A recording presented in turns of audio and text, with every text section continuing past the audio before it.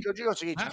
o jeito de pensar futebol do Diniz, que é autoral mesmo, a palavra é essa, ele não tem quase nada a ver com o que o Ancelotti entende de como se deva jogar futebol. Aí a gente cai na prancheta do PVC.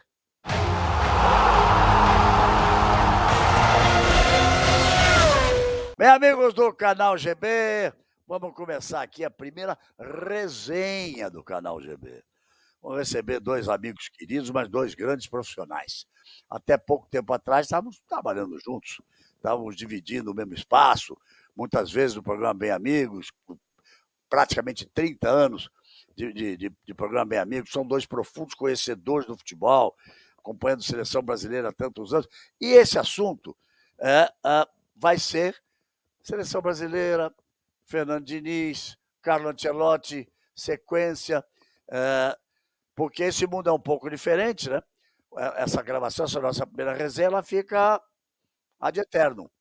Então, antes a gente falar do resultado de uma rodada de Campeonato Brasileiro, de uma vitória, de uma derrota, daqui 2 meses, perdeu todo o sentido. Mas deixa eu chamar logo.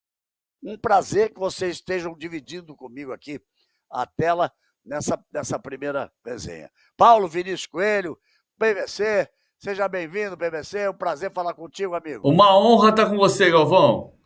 Uma honra estar aqui falando de seleção, de Fluminense, de Fernando Diniz. Gostei do cenário que você arrumou aí, cara. Uma camisa do Fluminense e uma camisa da seleção brasileira. É do tempo em que a camisa da seleção brasileira, olha aqui, ó. Eu O tô cara queria me vendo. vender essa camisa, do Tri com 3 estrelas. Aí eu falei, mas não tinha estrela nenhuma. Aí ele conseguiu a camisa imaculada. Olha só. E essa aqui é a réplica da camisa da Máquina, quando a camisa do Fluminense também era imaculada. Então, falar de máquina... Fala os nomes da máquina aí, por exemplo. Renato, Carlos Alberto, Miguel, Edinho e Rodrigues Neto, Pintinho, Paulo César Caju e Rivelino, Gil Doval e Dirceu, time campeão de 76, sob o comando de Mário Travalini, que o Noriega conheceu também. Eu estava brincando com você, quando eu peço os nomes, eu sabia que você ia escalar o time inteiro do Fluminense.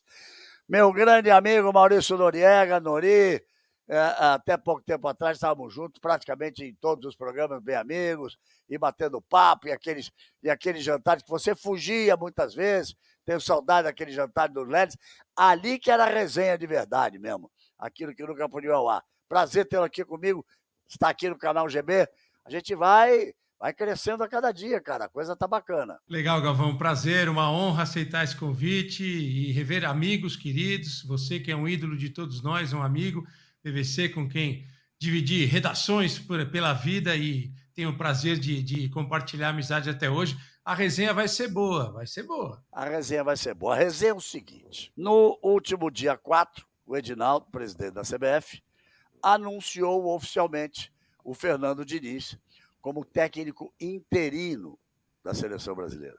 Antes de mais nada, quero me posicionar rapidamente. Eu não tenho nenhuma crítica ao Fernando Diniz. Várias vezes falamos, levamos o Noriega. Se lembra quando levamos o Diniz no Bem Amigo? Você estava lá, o PVC não estava, mas tenho certeza que estava acompanhando. E a gente dizia, é um grande nome. Naquele momento era o cara para ir para a seleção. Tá certo, Nori? Sim, estava voando. Voando, ideias novas, um futebol agradável, né? Mas vamos ver, que eu sei que você vai dar uma provocada, e a provocada é boa. Mas eu dizia naquela época que se me fosse dada a responsabilidade de escolher um técnico da seleção brasileira e que não pudesse ser um estrangeiro, eu citei 3 nomes. Eu citei o Diniz, citei o Dorival e citei o Renato, naquele momento. Então, tenho muita admiração pelo trabalho do Diniz. O que eu não sei se está certo ele chegar do jeito que chegou. O que você acha, PVC? Você concorda? Você acha que foi bacana? Você acha que está legal? Você acha que está correto? Porque, olha, marquei umas datas aqui, porque eu não tenho tudo na cabeça de número como você, né, PVC? Então, a última vez que o Brasil jogou com um técnico permanente foi no dia 9 de dezembro do ano passado, no jogo com a Croácia. Então, janeiro, fevereiro, março, abril, maio, junho. Hoje é dia 10, ele entrou dia 4. Mais 5 dias nós estaríamos 7 meses sem um técnico da seleção brasileira. Eu já não acho isso correto. O que você pensa disso? Eu acho que está errado. Eu acho que o nome do Fernando Diniz, na linha do que você está dizendo, é um nome muito bom, tem tudo para dar errado. É uma ideia genial, tem tudo para não dar certo. Olha, um dos comentários meus aqui com o maior número de visualizações, eu me lembro que eu começo dizendo o seguinte: existe um ditado antigo que diz que tudo que começa errado normalmente termina errado. É isso. A gente vai ter... Eu adoro arquivo, você sabe bem disso. E aí eu fui ver no dia eu lembro muito do Cláudio Coutinho, que era técnico do Flamengo e da seleção brasileira, foi o último, antes de episódios, né? Houve um episódio, o Vanderlei Luxemburgo, que dirigiu 3 jogos por 3 meses em 98, enquanto dirigiu o Corinthians e foi campeão brasileiro. Houve um episódio Leão em 2001, porque o Leão foi contratado do Sport, dirigiu um jogo da seleção enquanto estava no Sport, em 2001. Houve o episódio Edu Coimbra, irmão do Zico, em 84, mas ele foi convidado para dirigir 3 amistosos e era técnico do Vasco. E antes disso, até 80 foi o ano que o Tele virou o primeiro técnico exclusivo da seleção. Exclusivo da seleção, porque a seleção ia ser seleção permanente. Você voltou aí, 79, 89, 99, 2009, 2009, 44 anos na história.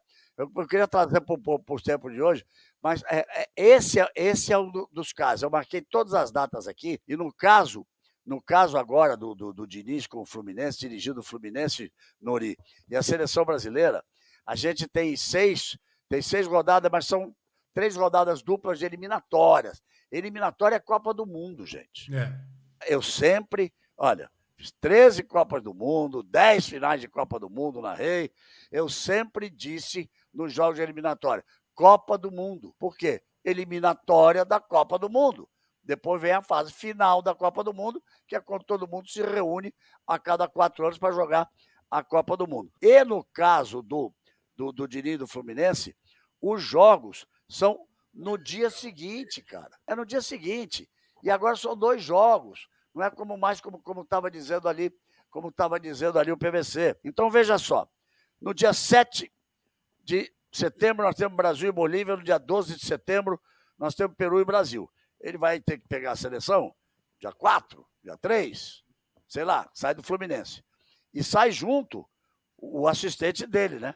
O Eduardo Barros, que vai estar com ele na seleção também. Joga 7 e joga 12. No dia 13, o Fluminense joga com o Cruzeiro. Nós temos tido jogadores convocados do Fluminense, do Flamengo e do Palmeiras. A não ser aquele primeiro jogo do Ramon, que ele levou alguns garotos jovens para dar moral para eles que iam jogar o Mundial Sub-20. Então, quando o presidente da CBF fez aquela abertura para nomear o Diniz, ele falou um monte, ele falou com tristeza de que estavam falando de ética, e não se podia colocar em dúvida a ética ou dele ou do Fernando Diniz. Eu acho que um pedaço daquilo ele estava falando para mim. A questão é isso, não é a ética dele, não é a ética do Fernando Diniz. A situação não é ética, Nori. Eu entendo, Galvão, o seu raciocínio e respeito profundamente. Eu vou falar de uma questão muito que eu vou me ater muito à questão técnica do trabalho do treinador de futebol à beira do campo. Eu não vejo nenhum conflito ético, porque eu tendo a ser meio ingênuo nesse aspecto, eu acreditar nas pessoas. Muitas vezes você quebra a cara por causa disso, mas eu acredito na honestidade das pessoas. Mas eu entendo o que você está falando, eu entendo. Eu não estou dizendo que ele vai fazer nada antiético, não. Mas se ele convoca 4 jogadores do Palmeiras, o Abel vai reclamar até cair lá o estádio do Palmeiras, cara.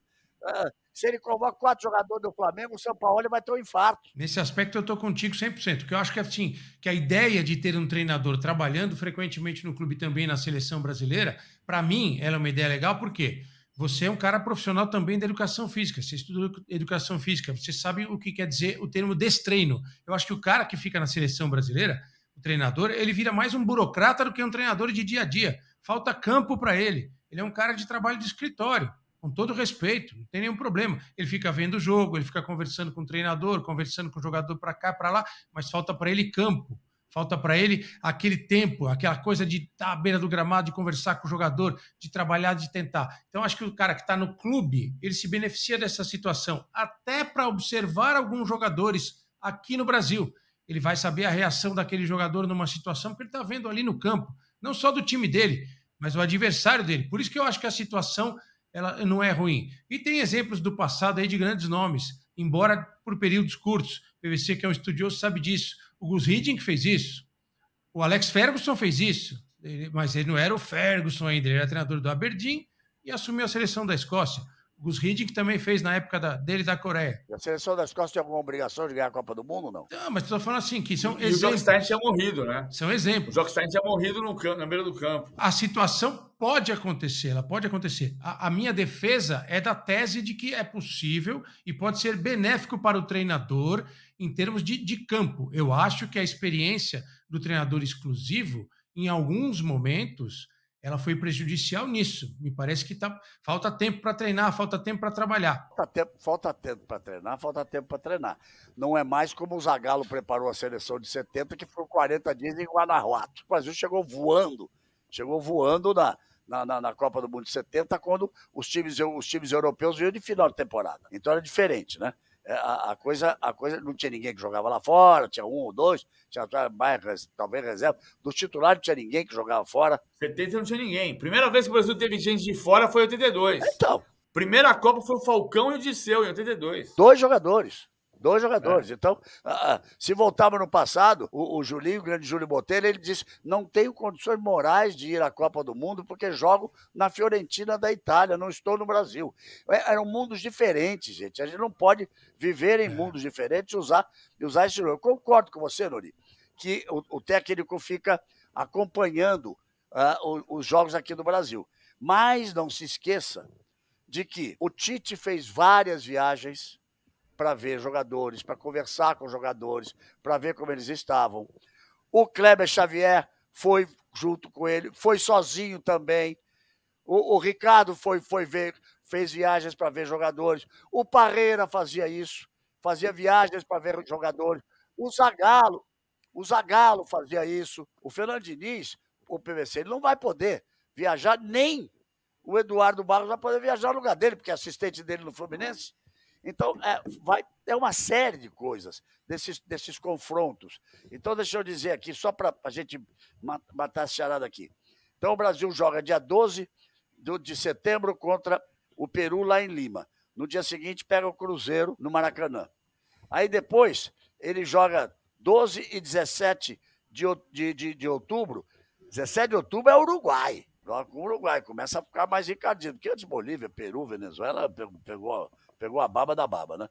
Mas aí o Uruguai, no dia 17 de abril. No dia 18 de abril, tem Bragantino.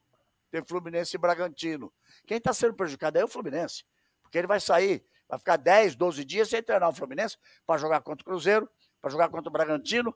E depois tem, dia 16 de novembro, tem Colômbia e Brasil. Dia 21 de novembro tem Brasil e Argentina. Só Brasil e Argentina.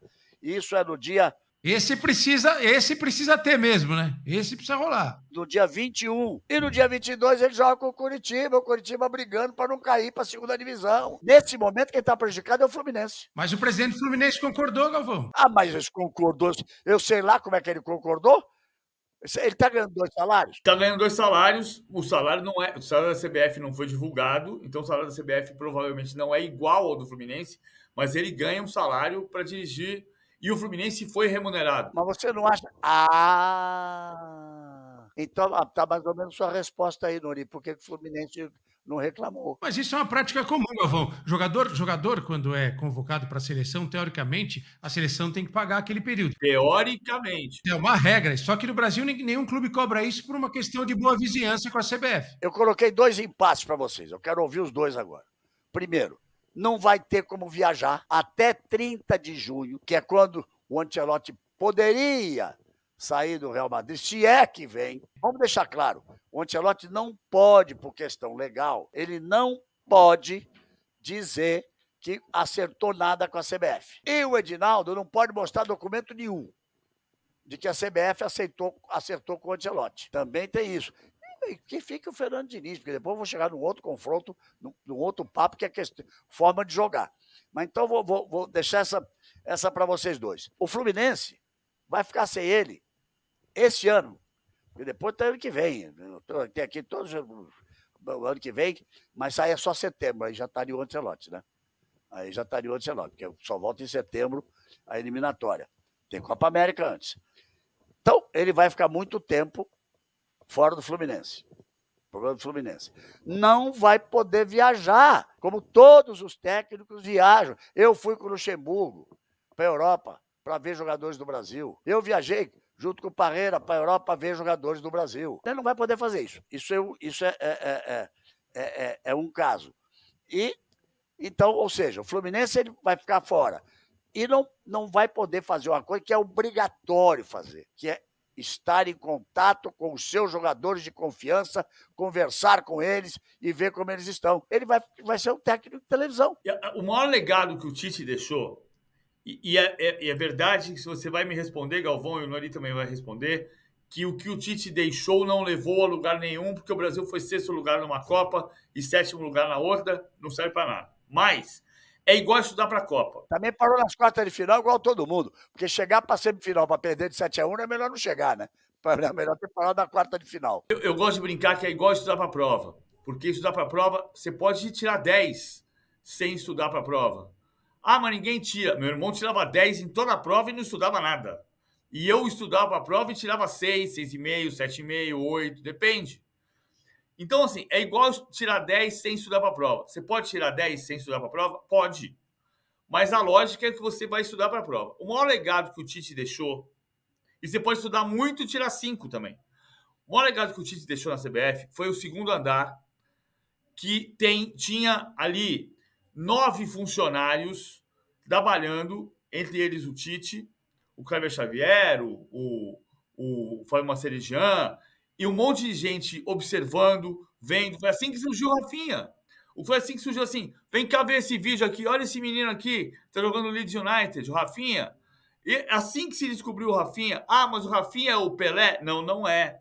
Mas é um jogador que se descobriu. Alguém foi lá ver o Rafinha também. Olha como esse menino tá jogando. Vamos olhar ele, vamos olhar o outro. E foram olhar. Não é porque não deu certo estudando para a prova que você vai determinar que então eu não vou estudar para a prova e vou tirar 10. Não é isso. Não vou ser campeão do mundo sem trabalhar. Então, o ponto central é preciso estruturar esse trabalho. Acho que a questão do Fernando Diniz, se for até dezembro e abortar o Fluminense, é a melhor solução. Aí você tem 6 meses do Diniz efetivo na seleção brasileira. Se você vai ter o Diniz dando resultado ou não vai ter, se o Ancelotti vem depois ou se o Real Madrid vai abortar essa história, é outro problema. Mas, assim, temos uma emergência. Ok, então temos uma emergência como foi o Luxemburgo em 98. Fazemos, então, esses 3 meses, 6 meses, desta maneira e depois aborta e é só seleção brasileira. Eu não tinha pensado nisso. Confesso que eu não tinha pensado nisso, mas me parece mais interessante porque o Fluminense, no momento em que nós estamos gravando, que isso aqui daqui, lá no dia seguinte, Brasil e Argentina, vai ter gente vendo isso aqui, que nós estamos conversando. Mas o Fluminense, no dia que nós estamos gravando, está na 4ª posição, está brigando pelo título, apesar do Botafogo ter escapado na frente, mas está brigando pela Libertadores. Então, é uma coisa justa. Acho que por aí se podia chegar a um acordo até dezembro, que aí termina o Campeonato Brasileiro, termina tudo que tiver. Paga a multa. Tudo que tiver pela frente, paga a multa que tem que ser paga. Mas no momento é diferente do Luxemburgo, Nori, porque o Luxemburgo tinha 3 jogos na seleção e ele estava disputando um título e acabou sendo campeão, ganhando o Cruzeiro, em 98.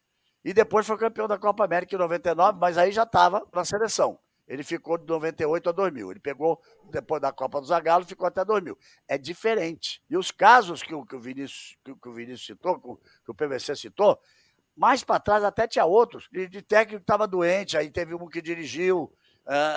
O Candinho também, numa oportunidade. O Candinho é o maior aproveitamento da história do futebol brasileiro.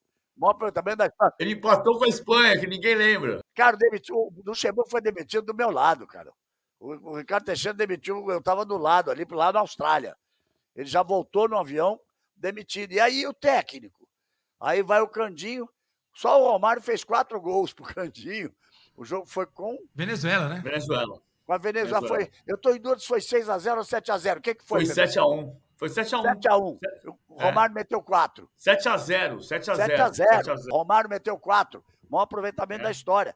É diferente do que está acontecendo agora. A transição que o PVC trouxe, Galvão, é interessante. Essa ideia da transição é muito bem pensada, porque você fecha o ciclo dele no Fluminense, depois pode negociar de outra forma. Eu, sinceramente, não vejo nenhum problema no acúmulo das funções, também não vejo nenhum problema nessa questão das observações, porque muitas vezes, quem vai observar o adversário? Seria ótimo que se pudesse ter tempo, quando houve um tempo em que o treinador ia ver o jogo do adversário, ficava escondidinho lá no canto, ia na arquibancada. Tem uma história que eu conto no livro do Brandão, que ele vai ver um jogo da Colômbia contra o Cruzeiro, antes do Brasil e Colômbia, no qual ele é demitido. Ele vai na arquibancada e assiste uma derrota da Colômbia para o timaço do Cruzeiro. Era o grande Oswaldo Brandão, o mundo Sim, era outro. Ele outro mundo. Você pode observar jogadores de outra forma, você pode mandar o seu auxiliar, um terceiro, um quarto auxiliar, observar jogador, você pode telefonar, conversar, ver jogo. Mas me parece muito legal o que o PVC traz, de um período de transição, dentro do que mais para frente nós vamos debater aqui, se há algum encontro de ideias em duas cabeças que pensam futebol de maneira bem diferente, eu acho, Ancelotti e Diniz. De repente, nessa transição você resolve a questão da seleção brasileira por 6 meses, do Fluminense, e depois, olha, agora já deu e vamos em frente. Acho que o PVC trouxe uma luz interessante aí. Vê se vocês concordam comigo. Para mim, a possibilidade do Ancelotti... Antes também quero dizer outra coisa. Eu acho o Ancelotti, na pior das hipóteses, ele está no grupo dos 3 melhores técnicos do futebol mundial. Na pior das hipóteses. Para mim é até o melhor. Eu me lembro, quero contar aqui, que na Copa do Mundo, eu fui procurado pelo Rodrigo Paiva de que o Edinaldo queria um almoço. E mais... Juntos estavam mais 3 diretores da Globo, que eu não vou dizer o nome, porque eu não pedi licença a eles para dizer o nome. E no final, PVC, o Tite já disse que vai embora. O Brasil estava na Copa ainda, ia jogar contra a Coreia, meteu aqueles 4-0 no primeiro tempo, no dia seguinte ou 2 dias depois. O Tite já disse que ganhando, não ganhando, ele vai embora. Então já não está na hora de começar a pensar no próximo técnico? Tá, não, em janeiro vamos resolver isso. Posso ligar para você? Falei, pode. E aí, você 2024. Já quer minha opinião? Já dou já. Carlo Ancelotti. Ponto. Por quê? O que ele gosta de jogador brasileiro, a amizade, a paixão que ele tem com o Falcão, a dupla de meio campo que eles fizeram, a maior da história do Roma, com títulos. Ele sempre disse que o ídolo dele no futebol era o Falcão. E quantos jogadores jogam? Naquela época, tinha 5 titulares, 4 titulares, é quase meio time jogando com ele, tá certo? Então... Militão, Rodrigo, Vinícius, Casimiro. Vocês acham que existe alguma possibilidade do Ancelotti vir na virada do ano? Ele tem contrato até 30 de junho, ele acertou que vai permanecer até o fim do contrato. Aí ele vai, pega o Real Madrid. Você acredita, PVC, que o Real Madrid passa da fase de grupo da Champions? Passa. Nori, você acha que passa? Passa voando. Passa. Então aí tem aquela paradinha de fim de ano. Aí na metade de janeiro começa a fase do mata-mata. Aí ele vai virar pro Florentino, presidente do Real Madrid, assim, tchau que eu vou me embora dirigir a seleção brasileira. Não, nenhuma hipótese. Ele vem dia 2 de junho, ele está liberado, porque 1º de junho... Sai antes de acabar o contrato. Porque o contrato é até 30 de junho. Sim, mas 1º de junho é a final da Champions. As pessoas falaram assim antes de se anunciar que o Edinaldo, a gente sabe que o Edinaldo confia que acertou com o Ancelotti, mas acertou o fio do bigode, né? Porque assim, é o que vai acontecer agora. Ele não pode assinar contrato nenhum, porque ele estaria rompendo o contrato dele com o Real Madrid. Exato. E o Real Madrid vai chamar... Quando foi que o Real Madrid... Você lembra do caso do Lopetegui, técnico da seleção da Espanha? Lembro. Que ficamos sabendo que ele já estava acertado com o Real Madrid, e a seleção da Espanha, que não tem a petulância, a arrogância, a prepotência, ou simplesmente a elite do Real Madrid, disse: técnico da Espanha na Copa do Mundo e já está acertado com o Real Madrid? Não vai ficar aqui não. Quando foi, assim, o caso clássico é o Heinz. O Heinz era técnico do Bayern em 2013, estava dirigindo o Bayern de Munique, ficou sabendo que o Bayern tinha contratado o Guardiola para assumir em julho. Engoliu em seco, ficou no cargo, foi campeão da Champions. E o Bayern cumpriu o contrato com o Guardiola. É diferente do Heinz ter dito para o Bayern: então, Bayern, é o seguinte, ó, daqui a pouco eu técnico do Bayern, vou sair e vou lá para o Real Madrid. O Bayern não ia aceitar. O Real Madrid já chamou o Ancelotti para uma reunião para dizer: vem cá, que história é essa? Que papo é esse?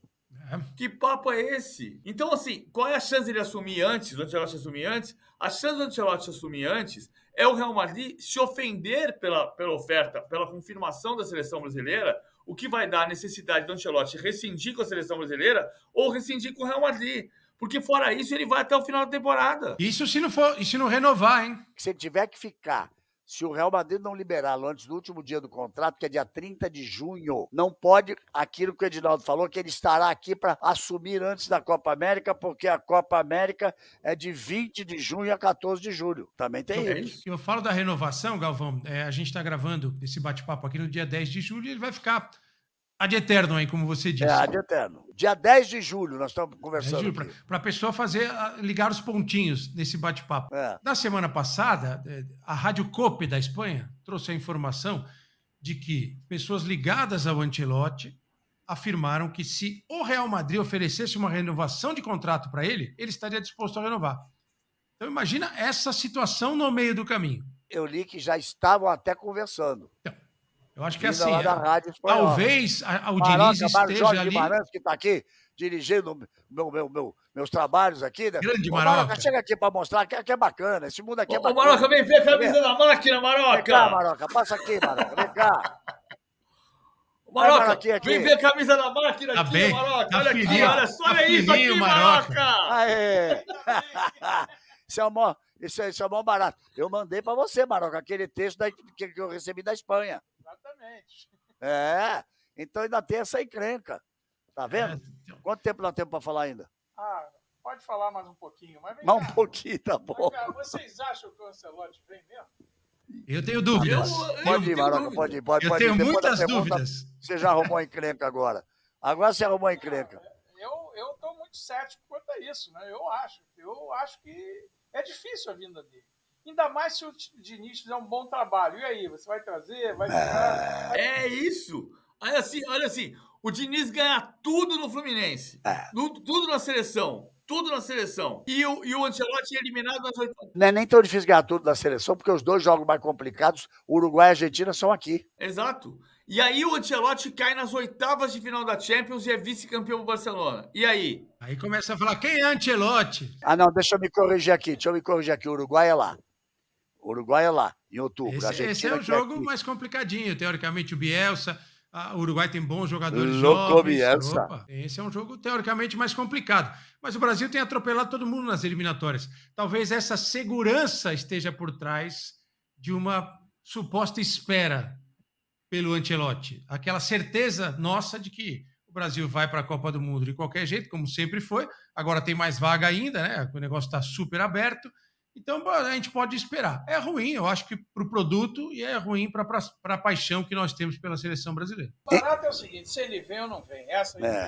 Então, vamos lá. Aí eu quero saber... Obrigado, Maroca. Quero saber de vocês o seguinte. PVC, você tem certeza que o Ancelotti vem? Não tenho. Eu vou pegar uma prancheta aqui, que daqui a pouco nós vamos falar do Ancelotti versus Diniz. Quero chegar aí. Eu tava imaginando que você ia trazer uma prancheta. E você tem certeza, Nori, que ele vem? Não. Aliás, tenho mais dúvidas do que certezas. Eu também tenho mais dúvidas que certeza. Se bem que eu também disse uma coisa lá ao Edinaldo e ao Rodrigo. Eu disse assim, gente, eu até vou sugerir a vocês um caminho que pode criar no Ancelotti uma vontade maior de vir. Paulo Roberto Falcão, que está trabalhando agora, está no Santos, ele não quer mais ser técnico, essa coisa toda. Por quê? A dupla que eles fizeram, a admiração que o Ancelotti tem pelo Falcão, ídolo dele no futebol, a amizade que eles têm, tudo isso. Imagina se eu disse, o Falcão chegando lá e dizendo, Carleto, que é como as pessoas mais chegadas ao Ancelotti chamam o Ancelotti, Carleto, cara, olha o que apareceu para nós. Você nunca foi uma Copa do Mundo, só como jogador, você nunca dirigiu nenhum time numa Copa, nenhuma seleção numa Copa do Mundo. O Brasil está na mesma angústia que estava em 94, 24 anos sem conquista de um título mundial. Olha só, nós vamos junto nessa, não podemos fazer história. Não era uma ideia? Porque o Falcão realmente tem essa relação com ele. No Bem Amigos que o Falcão foi com a gente, você lembra o Falcão conversando com ele, as dúvidas do Ancelotti, falando, pô, como é que vocês trabalham no Brasil com 30 jogadores no elenco? Aqui eu só tenho 21, 24 no máximo. O Falcão tinha vindo de ficar 10 dias com ele no Real Madrid. Poderia ser um caminho de transição, mas assim, se isso acontecesse, a gente teria mais certeza da vinda dele.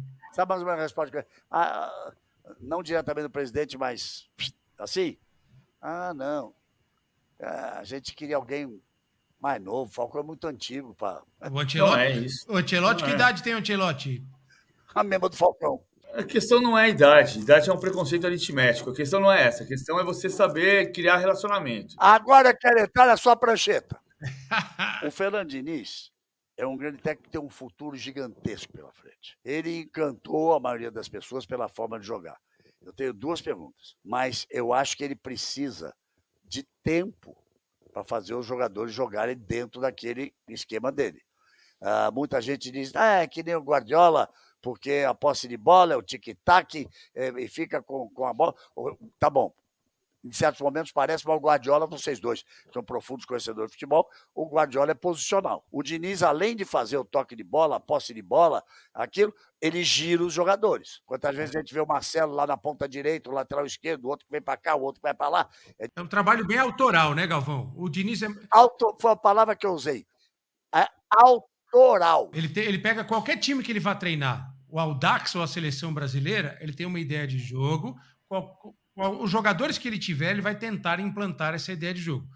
O Ancelotti, e aí o PVC, que tem uma memória inacreditável, ele vai lembrar de algumas situações que foram, além do Ancelotti ter muito mais tempo de treinador do que o Diniz, tem algumas situações pelas quais ele passou que deixaram muito claro que ele é um treinador que ele... Os dois pensam dessa forma, quero tirar o melhor dos meus jogadores, mas o Diniz dentro do trabalho dele, da ideia que ele pensa de futebol. O Ancelotti, quando ele trabalhou no Everton, ele teve uma experiência diferente, que ele tinha um time que ele não podia ser dominante com aquele time, não podia impor o estilo de jogo dele. E acho que ele cresceu muito como treinador, historicamente, quando ele passou pelo Everton. Ele tinha que botar o time dele para jogar muito mais em função do adversário do que do time dele. Depois ele foi lá, o Bayern, depois do Guardiola, que ele manteve muitas ideias, tudo. E ele é um cara que eu acho, o Ancelotti é um cara que ele não hesita em pegar o time e adaptar aos melhores jogadores que ele tem. Paris Saint-Germain com o Ibra. Lembram disso? O time jogava para o Ibra. O Real com o Cristiano era um Real. O Real sem o Cristiano é outro Real. E se ele tiver que se fechar com o time num determinado momento do jogo, ele se fecha sem a menor vergonha. Sem medo algum, sem medo algum. Um jogando no contra-ataque, mas também joga no Real Madrid hoje, praticamente no 4-3-3. Ele gosta muito de lado de campo, né? Ele gosta de... O Rodrigo Benzema e o Vini Júnior. Jogadores decisivos pelo lado do campo, mas sempre por aquele lado do campo. Ribéry e Robben. O que eu digo é o seguinte, o jeito de pensar futebol do Diniz, que é autoral mesmo, a palavra é essa, ele não tem quase nada a ver com o que o Ancelotti entende de como se deva jogar futebol. Aí a gente cai na prancheta do PVC. Isso aqui é o 4-3-3 que você falou. Ele faz um 4-3-3. Carvajal, Militão, Alaba, Mendy, era Casemiro, Modric, Kroos, virou Camavinga, Modric, Kroos, Rodrigo, Benzema, Vinícius Júnior. Ele já fez, como o Noriega está lembrando, ele fazia um 4-3-2-1, que era o esquema de pirâmide, que ele fazia 3 volantes. O Pirlo pensava o jogo aqui atrás, e porque ele pensava que ele tinha o melhor armador dele, era o volante. Então ele fazia Pirlo, Gattuso, Ambrosini. Vira a pranchetinha um pouquinho mais para frente. Aí, você consegue mexer nela assim? Melhor. Era Pirlo, Gattuso, Ambrosini. Kaká, Seedorf e Inzaghi. Então ele fazia um esquema que chamava de pirâmide, porque vinha afunilando assim, subindo, que era o Milan campeão de 2007 da Champions League. Ele foi o melhor ataque. Ganhou aí o Campeonato Italiano, ganhou a Champions, e o Kaká foi o último brasileiro a ganhar a bola de ouro. O único técnico da história a ganhar 5 grandes ligas da Europa, né? França, Itália, Alemanha, Espanha e Inglaterra. Na Inglaterra, com o Chelsea, foi o técnico campeão com o melhor ataque. Depois o Guardiola superou. Então, até os times aqui, ó.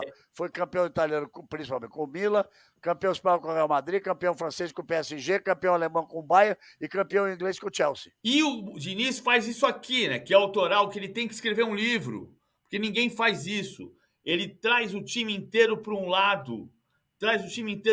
Para fazer a costura curta aqui. Ele vai. Minha mãe era costureira. Ele vai chuleando a defesa adversária aqui, ó. Chuleando do lado de cá, até fazer a bola chegar no cano para o cano finalizar. E se tiver muito apertado do lado de cá, ele inverte o lado e vai entrar o Keno do outro lado e vai com um espaço inteirinho livre. Então, assim, ele tem essa capacidade, o Diniz, mas não tem nada a ver com o Ancelotti. Nada. Exceto o gosto pela bola. Gostar de ter a bola. Isso claro. Sim, mas assim, são filosofias completamente diferentes com o apreço pela posse de bola, que aí é uma coisa do futebol e do futebolista. Concordo inteiramente com você, não dei essa aula de posicionamento, mas no meu comentário dizia exatamente isso do futebol autoral, como imagina ser o futebol. Eu usei minhas mãos para dizer, aquilo que o Fernando Diniz imagina ser o futebol não tem nada a ver com aquilo que o Ancelotti imagina ser o futebol. Esse é um outro problema. Quer ver? Eu vou falar até uma bobagem aqui. Se fosse o Dorival, seria mais parecido com o Ancelotti. Seria. Até por relacionamento. O que o Kaká diz? O Kaká diz que o maior técnico que ele teve na carreira foi o Ancelotti. É lógico. Não foi por ser o gigante estrategista que todo mundo reconhece no Ancelotti. Foi por ser um mestre na gestão de vaidades. Ele tem uma capacidade incrível de gerenciar pessoas, que o Dorival tem. O Dorival não é o estrategista que o Ancelotti é. O Ancelotti era jogador do Nils Lidom, técnico sueco, que colocou a marcação por zona na Itália, e técnico dirigido pelo Arrigo Sacchi, que no final dos anos 80, o Sacchi não foi Cruyff e não foi Rinus Michels, mas o Sacchi foi o grande mestre da revolução do futebol do final dos anos 80 com o Milan dos holandeses. E quer ver uma coisa, voltando de novo, não sei se você sabe dessa, Dori, voltando de novo no Falcão, Paulo Roberto Falcão me contou, no jantar daquela noite, que foi longo o jantar daquela noite, lá no Leles, depois que o Falcão estava com o Ancelotti, veio, ele me contou o seguinte, o Ancelotti ainda me deve uma outra coisa. Aí lembrou do Lidion. Ele era um ala pela esquerda. E eu falei pro treinador, não, bota ele para jogar aqui no meio do campo, bota ele para ser volante, que ele aqui vai segurar mais, vai dar porrada nos caras e vai me deixar mais solto para jogar. E aí que eles, acho que essa vocês não sabiam. Também nem sei se é tão verdade assim no Falcão, mas ele me contou. Não, mas era. Ele me contou. E o Lidholm é o que jogou a final da Copa de 58, jogou a Copa de 58 pela Suécia, contra a seleção brasileira. Exatamente. Dizem que era um grande jogador. Eu estava uma vez lá em Milanello, com o Leonardo, era diretor, e eu gravei 3 programas na estrada com uma. Nesse momento eu estava lá, dentro da sala principal de Milanello, onde tem a lareira, não sei o quê, na semana do derby, cara. Não passa jornalista nem na rua. E eu estava ali dentro, e com o Kaká, com o Leonardo, com o Cid Garamoni e com o Mosca, com a câmera na mão. O Ancelotti viu, mas eu nunca vi um cara chegar tão brabo na minha vida. O que tá fazendo aqui? O Kaká se encolheu, o Naldo falou com ele. Eu falei, eu tenho que dar um jeito de aliviar essa onda. Aí falei para ele assim, Carleto, me fala alguma coisa do Paulo Roberto Falcão. Ele era tudo isso mesmo? Que ele fala que era, que todo mundo fala que ele era? Ele parou, disse, agora o assunto é outro. Agora o assunto é outro. O Paulo Roberto, ele era o solista. Ele era o solista do piano. Agora, lembre a ele sempre que quem carregava o piano era eu. Então vem da origem dele, cara. É diferente do futebol do Fernando Diniz. Isso pode ser um problema se realmente se efetivar a contratação do Ancelotti. O que vai ser feito dos 6 meses aí de de Diniz se vem depois, 6 meses, 1 ano, sei lá quanto tempo vai se esperar por uma eventual chegada do Ancelotti. Mas foi bem legal a gente poder exemplificar aqui por que eles pensam futebol de forma diferente.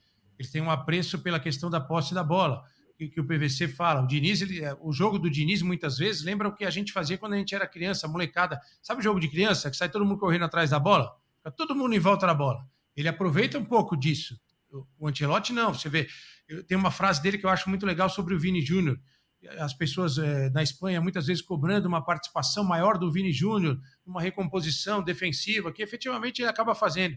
Mas ele fala assim, se eu tenho um jogador como o Vini, que tem uma motocicleta nas pernas, eu tenho que deixar ele pronto, livre, para poder aproveitar essa velocidade dos contragolpes, né?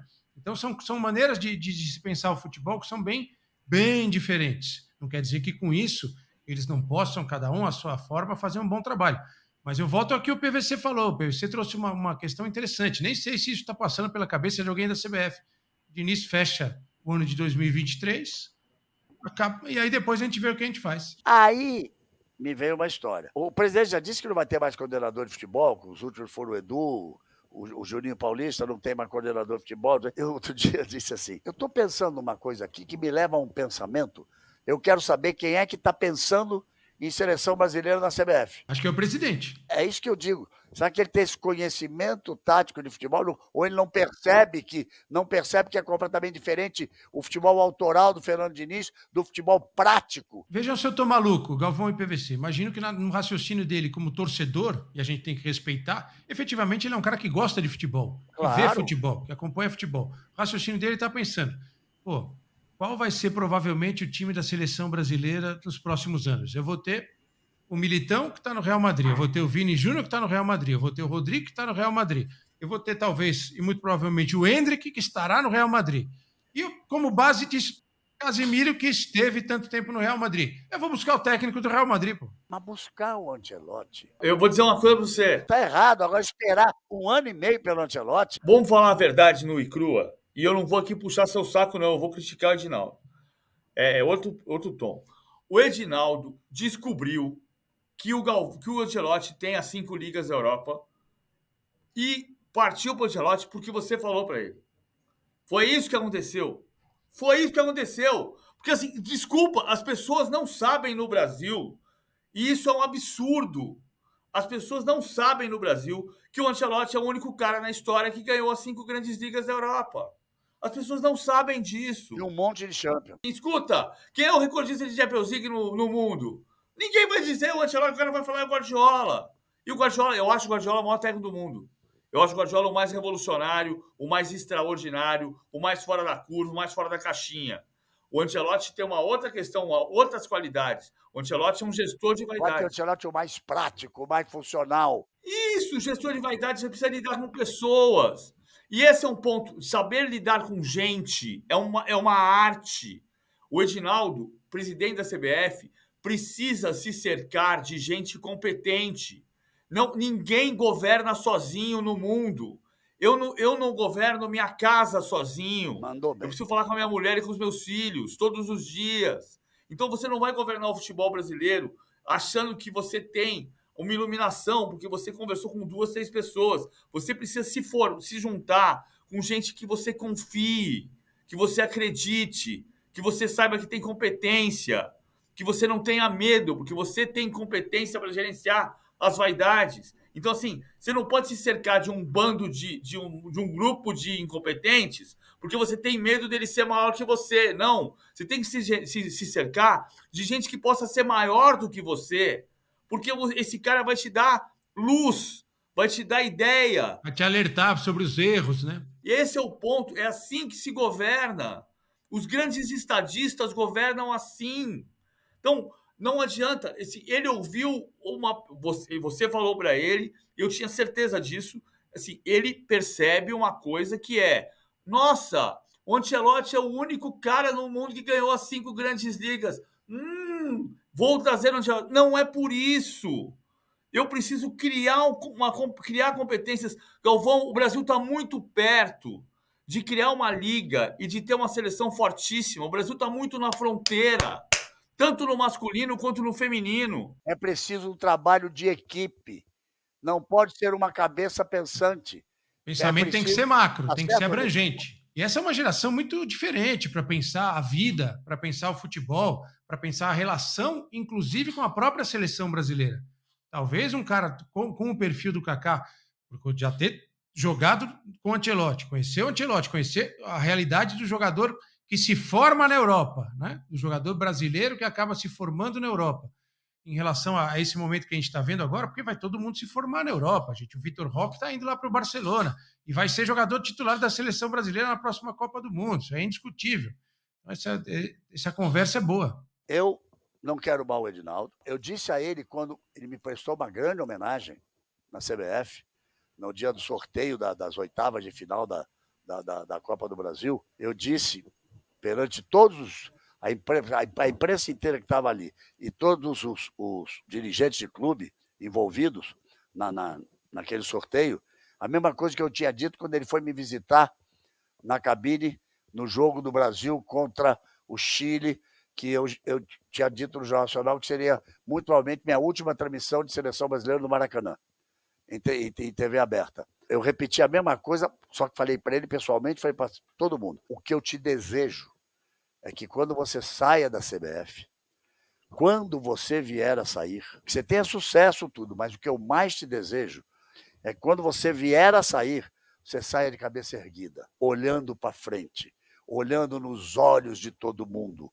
colocando a cabeça no travesseiro e podendo dormir. Porque todos os seus antecessores, nesse período que a gente sabe muito bem, ninguém conseguiu sair olhando nos olhos dos outros e ninguém bota a cabeça tranquila. Aqueles que não foram presos, né? Mas que foram banidos do futebol, não conseguem colocar a cabeça no travesseiro. Foi o que eu desejei a ele. Então, desejo isso. Mas, então, Edinaldo, se é verdade que você se impressionou com a minha sugestão do Ancelotti, que o PVC está falando, tenta convencer o Kaká. Kaká, aceita, monta o grupo. Aí é bacana, gente. Aí eu acho que a gente tem como fazer. Mas eu tenho tanta dúvida se esse Ancelotti vem. Também temos. Todos temos. Amigos, muito obrigado. Foi a primeira resenha do canal GB, o maior barato. Vamos repetir, depois vamos conversar. A minha homenagem a você e a minha homenagem ao Maroca. Tá bom. Que beleza. Participação especial de Mário Jorge Guimarães na resenha. Quer ver? Me dá uma bola ali. Fazer uma homenagem. Sabe? Não, essa de vôlei aqui. Essa de vôlei aqui. Aqui aí não é para você, não. Cadê a bola da Hortência? Sumiram com a bola da Hortência, ficou lá no cenário. Porque é o seguinte, eu não sei se você jogou bem futebol, PVC. É cheio de prancheta e entende muito, eu sei disso. Agora, o Nori e eu tivemos... Então fica a prancheta, o Nori e eu tivemos esporte diferente. A bola do Nori era essa aqui, ó. Bons tempos. O Nori jogava vôlei e o meu negócio era basquete. Então, a gente termina assim, mas todos tenham certeza do seguinte, estaremos todos torcendo pela seleção brasileira. É isso. Sempre. Ninguém é contra, hipótese alguma. Beijo para vocês, meus amigos. Beijo, valeu. Tchau, obrigado. Agora que tá tudo esquisito, tá. Bora, valeu.